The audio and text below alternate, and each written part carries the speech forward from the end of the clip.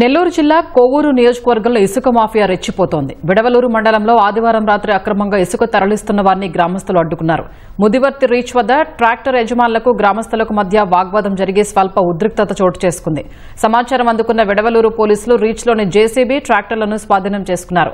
స్థానిక టీడీపీ నాయకుడి కనుసన్నల్లో ఇసుక మాఫియా జరుగుతుందని స్థానికులు ఆరోపించారు. నైట్ పూట రఫీ అనే వ్యక్తి టీడీపీ నాయకుడు జేసీబీతో 10 ట్రాక్టర్లు పెట్టి అర్ధరాత్రి ఇసుక తరలిస్తున్నాడు.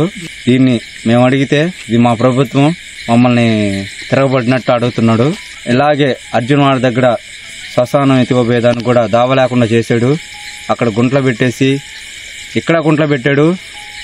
ఎవరికి తెలియకుండా ప్రజలకు తెలియకుండా నైట్ పూట 12 గంటలప్పుడు అర్ధరాత్రి అప్పుడు ఇట్లాగా జేసీబీ పెట్టి 10 ట్రాక్టర్లతో ఇసుకెత్తున్నాడు. ఎమ్మెల్యే గారి పర్మిషన్ ఉంది లేదో మాకు తెలియదు. మేము అడిగితే ఇది మా ప్రభుత్వం, ఇది మా రాజ్యం, మేమేమేం చేస్తాం అని మమ్మల్ని తిరగబడుతున్నాడు.